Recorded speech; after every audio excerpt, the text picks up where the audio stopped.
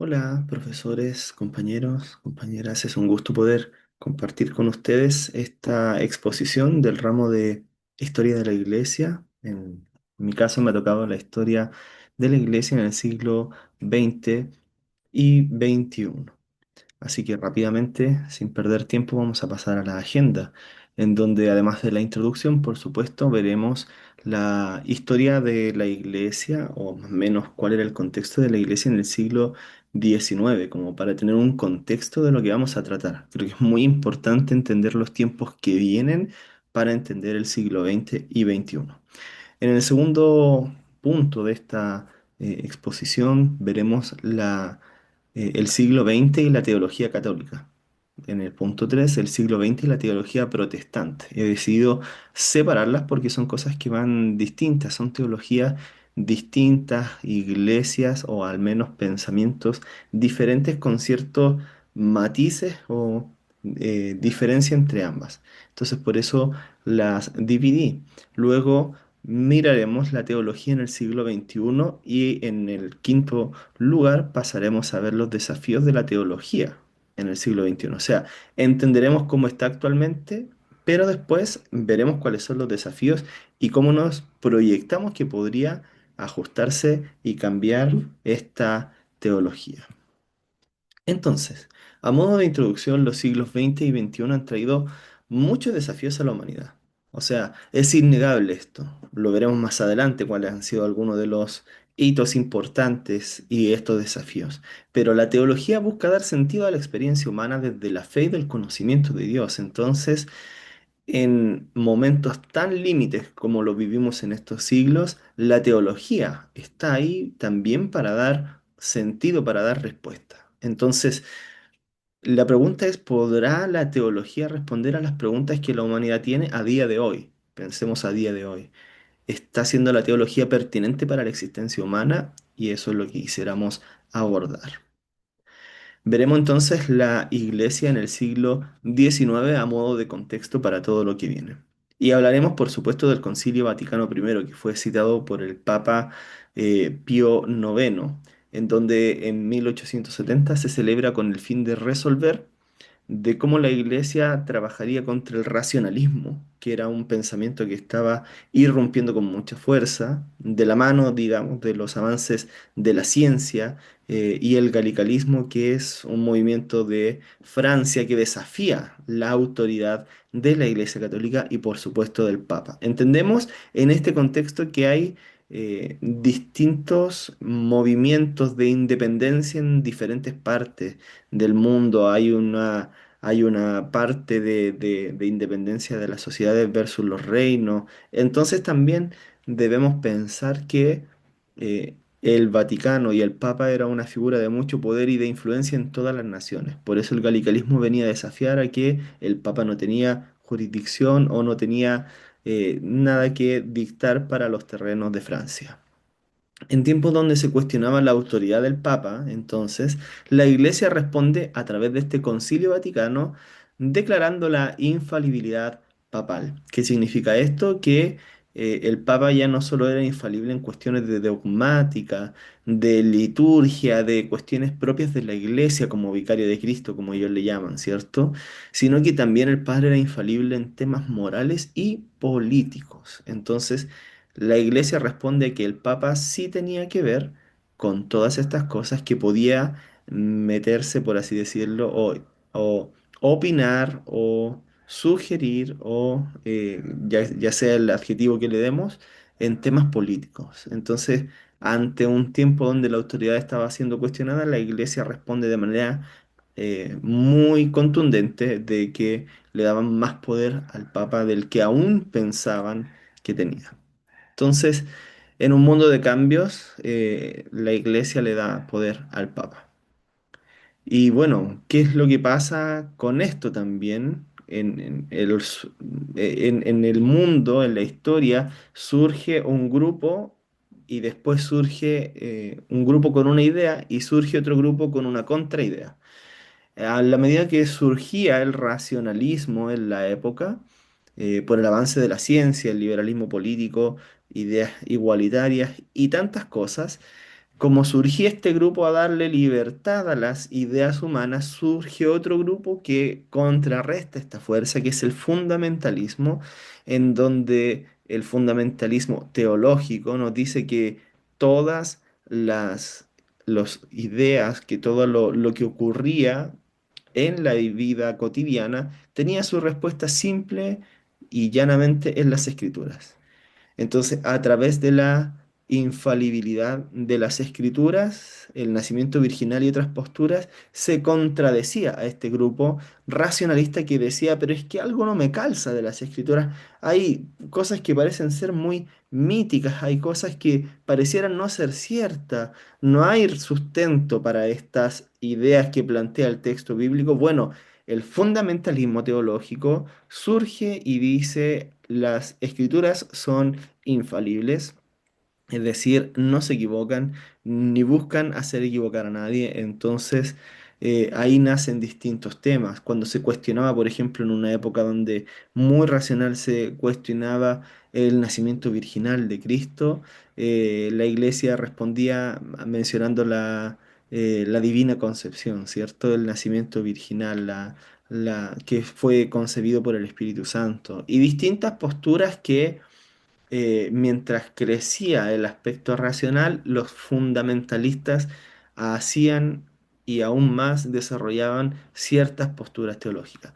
Y con esto me gustaría mencionar un paréntesis. Todas estas posturas de infalibilidad papal, de infalibilidad de las escrituras, hablando ya de un protestantismo, o del nacimiento virginal, la divina concepción, o como se le quiera llamar, no fueron necesarias en la iglesia hasta el siglo XIX.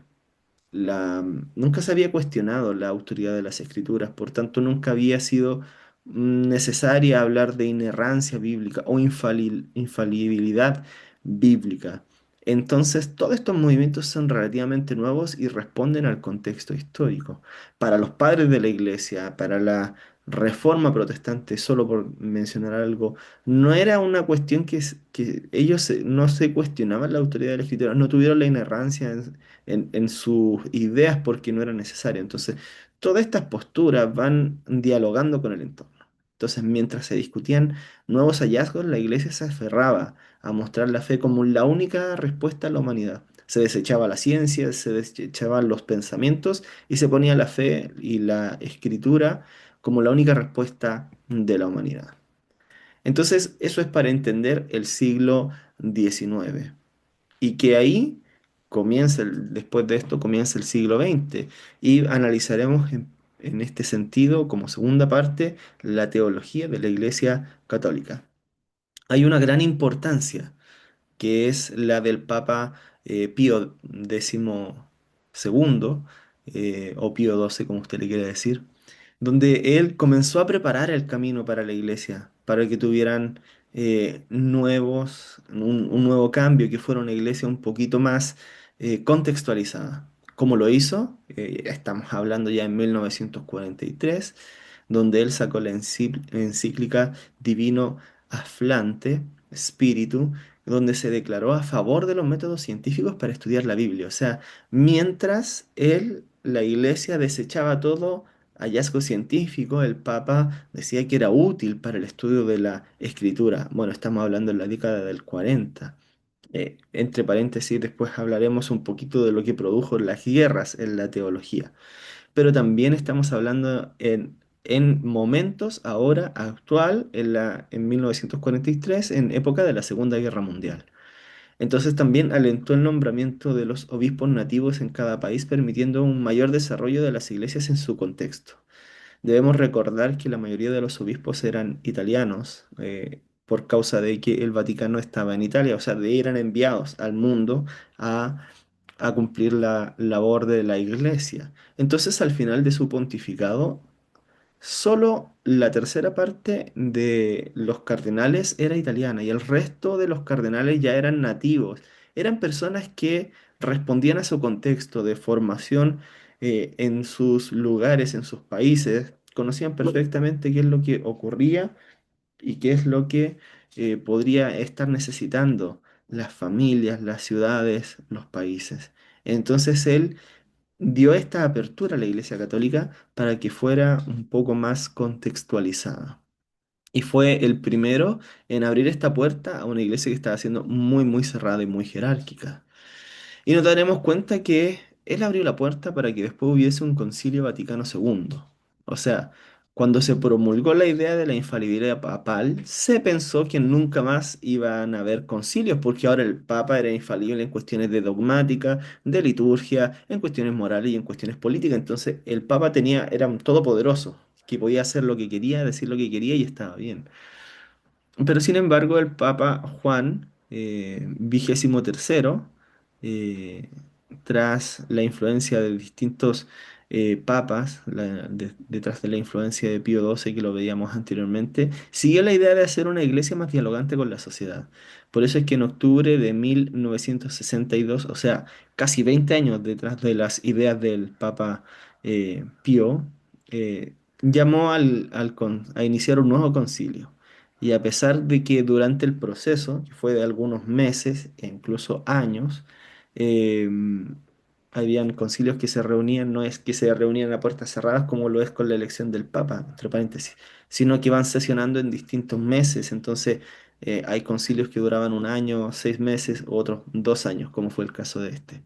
El Papa Juan XXIII dio inicio al concilio y a pesar de que falleció en el proceso, llegó el Papa Pablo VI, en donde los más ortodoxos, los más que querían mantener la iglesia tal como estaba, esperaban que él diluyera este concilio que venía a ser tan disruptivo, a abrir la iglesia, pero sin embargo el Papa Pablo VI invitó a los presentes del concilio a construir un puente entre la iglesia y el mundo moderno. O sea, las ideas que habían sido sembradas hace 20 años estaban comenzando a dar brotes y ahí comenzando a dar frutos en la curia de la Iglesia Católica.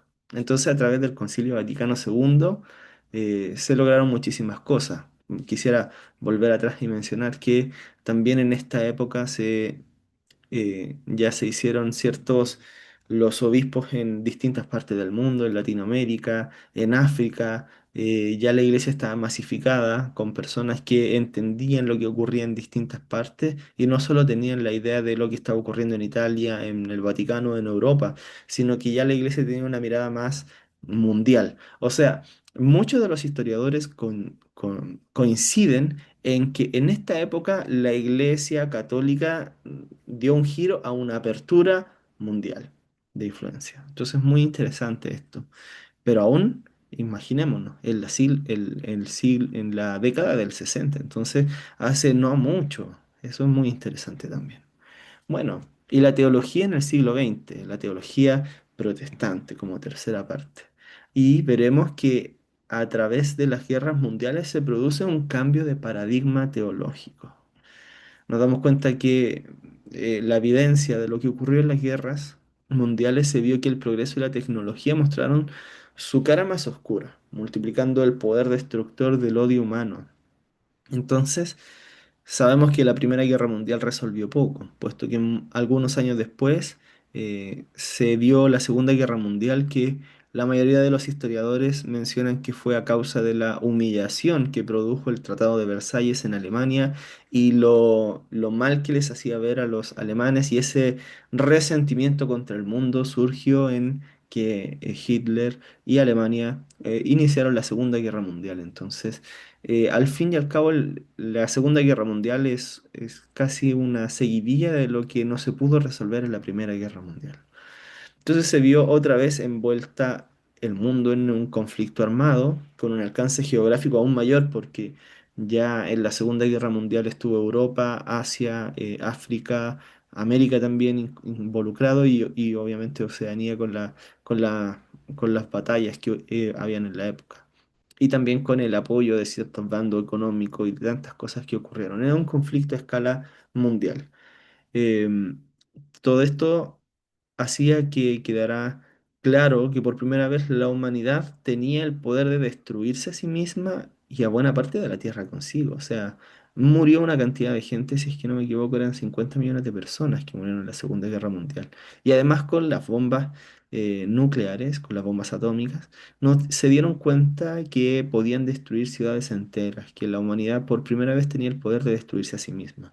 Entonces, en esta época, en estos acontecimientos que estaban ocurriendo, hacía que hubiese un cambio de ver la vida en el punto teológico. Ya decíamos que la teología le daba un sentido a la existencia humana, trataba de darle un sentido y de explicar el conocimiento de Dios. Entonces, ante toda esta tristeza que estábamos viendo, debía haber un cambio. Entonces comenzó a surgir lo que es la teología en tiempo de la crisis, o la teología de la crisis, que luego le llamarían la neoortodoxia o la dialéctica. Pero las noticias de las constantes atrocidades dificultaban cada vez más la relación de la teología con la sociedad y el tiempo en que estaban viviendo. En la modernidad, para poner un contexto, el movimiento que venía anteriormente, había mucha esperanza en los avances tecnológicos y cómo eso podrían hacer de un mundo mejor, pero por medio de la guerra se dieron cuenta que los avances tecnológicos podrían ser utilizados de manera horripilante, horrenda. Entonces ya esa ilusión que tenían previamente se había eliminado.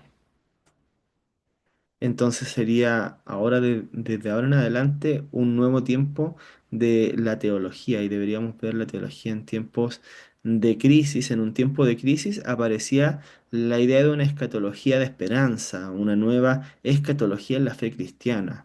Entonces nos damos cuenta que la teología responde a lo que está viviendo la época. Esto dio pie a que surgiera la teología de la crisis, lo que también es llamado dialéctica o neortodoxia. Al ser tan evidente la pecaminosidad humana, se debía volver a poner la esperanza solo en Dios y en la revelación de Dios al ser humano. O sea, ya la esperanza en la modernidad, en los avances tecnológicos, en las buenas intenciones del ser humano, esas ideas quedaban atrás y debía volver la teología a entender la pecaminosidad humana y de poner solamente la esperanza en el Señor. La teología de la neoortodoxia que veníamos hablando anteriormente, ve su más relevante exponente en Karl Barth, quien vivió entre 1886 y 1968. En este gran maestro menciona que, bueno, se sabe de él que su teología iba más allá de la ortodoxia o lo limitado que podía ser la ortodoxia clásica, sin por ello abandonar, por supuesto, los temas tradicionales. O sea, era un innovador, pero que no dejaba atrás los temas tradicionales. Entonces su teología evitaba, por así decirlo, la flexibilidad del liberalismo teológico que estaba existiendo en la época, pero no por eso rechazaba los estudios históricos. O sea, mientras el liberalismo solo quería analizar la Biblia desde el punto de vista científico, él no lo desechaba, no iba tan allá, pero no desechaba, por supuesto, también los hallazgos que estaban apareciendo en la época. Entonces la crítica bíblica y los movimientos modernos fueron utilizados por Karl Barth en la nueva ortodoxia. Esto llevó a la recuperación de una buena parte de la herencia del periodo patrístico y de la Reforma. O sea, la teología se había basado en cosas muy... Estaba hablando mucho del contexto de la época, pero estaban buscando poco de las fuentes. Y creo que esto también nos llama a nosotros a recordar que nuestras nuestras propuestas teológicas muchas veces tienen mucho que ver con lo que ya han dicho muchas personas anteriormente. Debemos volver a las fuentes, la patrística, las posturas de los reformadores y probablemente ahí encontremos resolución de problemas que vemos hoy en día. Entonces debemos volver a la teología, muchas veces revisar eso, esa historia, para poder ver a lo que ellos llegaron, a las conclusiones que propusieron como una respuesta al entorno. Entonces, la teología de Barth tuvo una muy buena llegada, tanto en el aspecto protestante como así también en los católicos. Mucha gente de renombre leyó a Barth y reconocían en él un gran académico que pudo aportar a la teología. En épocas de crisis nace esta teología, la teología de la crisis, la neoortodoxia. Y a pesar de que en Estados Unidos, como paréntesis, en Estados Unidos, cuando recién apareció Karl Barth, la gente no valoraba esta teología de la crisis porque en la Primera Guerra Mundial Estados Unidos participó muy poco y al final. Pero fue recién en 1929, con la crisis económica del 29, que ahí el cristianismo estadounidense se dio cuenta que efectivamente eran muy vulnerables y ahí desde el 29 en adelante pudieron entender a lo que se refería Barth, que como vivía en Europa, era suizo, como vivía en Europa, él estaba viendo de primera fuente las atrocidades que había logrado el ser humano. Entonces, eh, él iba más allá en su idea de la crisis. Entonces, Estados Unidos se demoró al menos 10 años o 15 años en comprender la teología de Karl Barth. Pero, sin embargo, es una teología que hizo sentido para las personas, que hizo sentido en Estados Unidos aún después de los momentos complejos. La teología de la liberación, también me gustaría hablar de esto, porque en el siglo XX podemos ver la teología de la liberación, que si bien esto es ya la segunda parte del siglo, debemos recordar que consiste en un sistema de doctrina desde la perspectiva de los pobres y los oprimidos a quien Dios ofrece libertad. Entonces, por eso se llama de la liberación. O por decirlo de alguna manera, es una teología desde abajo, desde las bases populares. En particular, insisten de que esta perspectiva ayuda a redescubrir la Biblia, temas tan importantes como, por ejemplo, la atención de los pobres, de los extranjeros, que son tan evidentes en el Antiguo Testamento. Antes eran poco tomados en cuenta esos textos o eran vistos como simplemente parte de la historia de Israel, pero sin embargo hoy en día esos textos, ese amor de un Dios que ama a los pobres, que ama a los extranjeros, a las viudas y que tiene completo cuidado de ellos en su ley, en la manera de vivir, eso es muy, muy interesante y fue lo que tomó la teología de la liberación para asentar sus bases. Entonces, la Biblia habla de eso y ellos simplemente están utilizando el texto bíblico para responder al contexto y para atender a los necesitados. Diversos movimientos ven esta teología como herética o simplemente como una teología marxista. Y digamos, eso se ve principalmente en Europa y entre las diferencias de la Iglesia de Occidente y Oriente. Debemos recordar también que a esta época, en la segunda mitad del siglo, estamos en muchos momentos en parte de la Guerra Fría, donde las batallas de Occidente y Oriente son evidentes. Entonces, la teología de la liberación era visto como una teología marxista y era rechazada, por así decirlo, por el cristianismo estadounidense. Y debemos recordar también que son principalmente los Estados Unidos los que envían constantemente misioneros a Latinoamérica en esta parte, en la primera parte del siglo XX. Entonces, hay que analizar esta teología, cómo van dialogando las ideas capitalistas, por así decirlo, de Estados Unidos con la teología de la liberación, que era considerada marxista. Habían distintas disputas entre estas dos posturas. Pero sin embargo es una teología que al menos en Latinoamérica ha hecho mucho sentido. ¿Por qué? Porque probablemente en Latinoamérica hemos estado eh, viviendo pobreza. A lo mejor Europa y Estados Unidos ya lo tienen solucionado en una buena medida, pero en Latinoamérica no. En Latinoamérica todavía está en vía de desarrollo en muchísimos aspectos. Entonces, así también la teología responde al contexto en el cual vivimos y por eso surge la teología de la liberación. Bueno, el Vaticano también respondió a ella, considerándola en muchos casos que va más allá de los límites de lo permitido, pero sin embargo, debemos recordar que la teología de la liberación surge como una respuesta al entorno.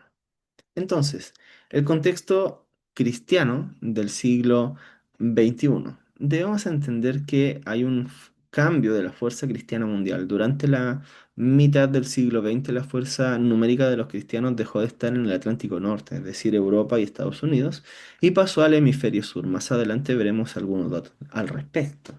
Y no estuvo ya entre los pueblos de raza blanca, sino que surgió una nueva fuerza, una teología verdaderamente ecuménica, en donde la teología se caracteriza por el diálogo mundial en el que todos, si bien no estamos de acuerdo, sí podemos enriquecernos mutuamente y esto es muy importante. O sea, ya no es solo una teología de blancos o no es solo una teología europea o del Atlántico Norte, sino que una teología mundial ecuménica que se alimenta o que se alienta o que aprendemos los unos de los otros, como la iglesia del Señor, unos a otros una y otra vez. ¿Y qué podemos pensar en el siglo XXI? Europa está en una era post-cristiana.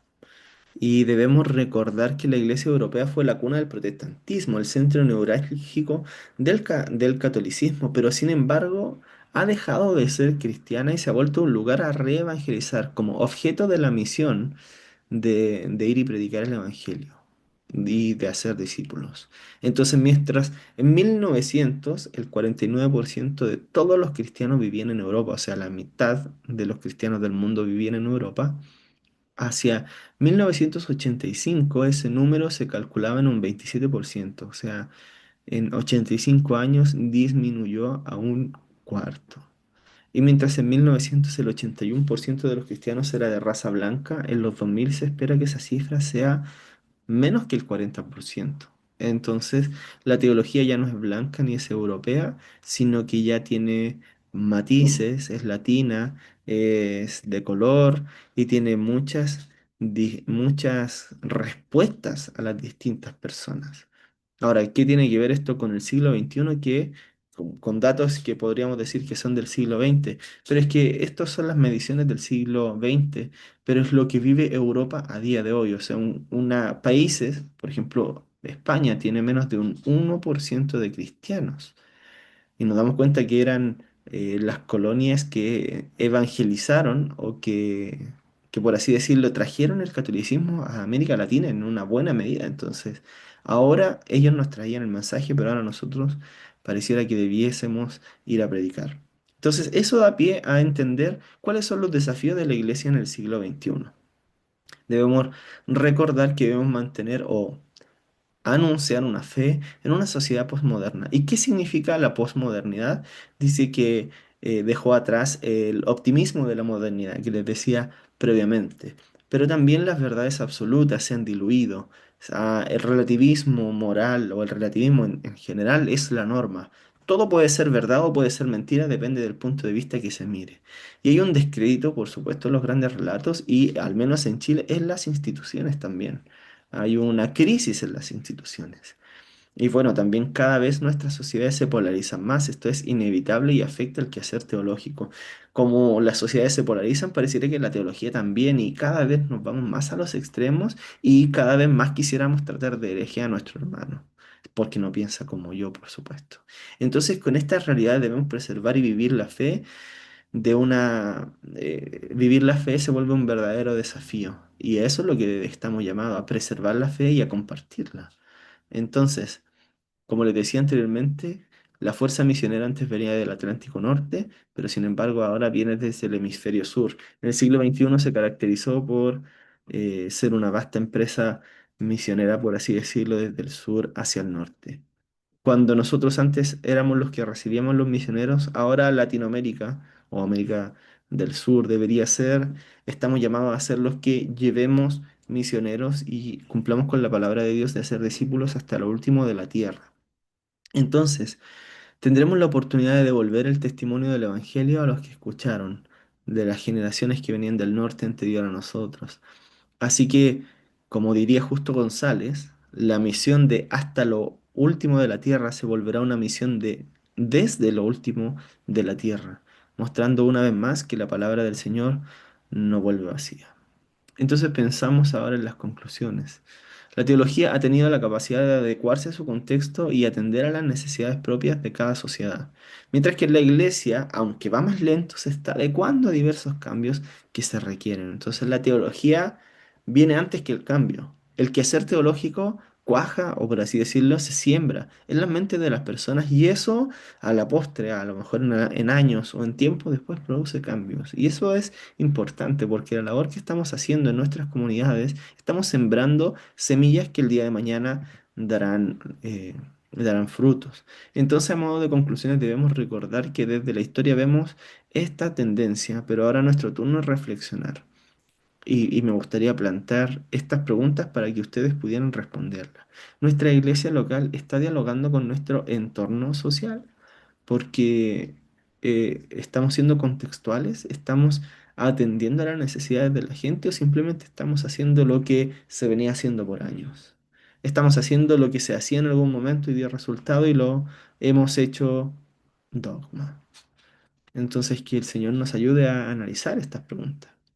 Va ajustándose a los cambios que se requieren para preservar este mensaje lo más eficiente posible. Es decir, estos cambios, este diálogo va ajustándose realmente a lo que se requiere, cuidando la pureza del mensaje, pero siendo más eficientes, más eficaces a la hora de comunicarlo, o simplemente nos quedamos con lo que ya se ha comunicado así. ¿Qué podemos hacer nosotros para construir una iglesia más dialogante y efectiva en nuestro contexto social? Porque estas son preguntas generales. Las primeras son preguntas de analizar de nuestra iglesia. Pero la tercera nos interpela a nosotros. ¿Qué podemos hacer para construir una iglesia más dialogante y efectiva a la hora de predicar el Evangelio? Entonces, estas preguntas deberíamos responderlas nosotros. No quiero cerrar diciendo qué es lo que debemos hacer, sino que cada uno nos preguntemos qué puedo hacer de acuerdo a mi realidad. Y eso sería mi exposición acerca de la iglesia en el siglo XX y XXI. La bibliografía utilizada son la historia del cristianismo de Justo González y la historia abreviada del pensamiento cristiano. Espero que haya sido de provecho esta exposición y que Dios les bendiga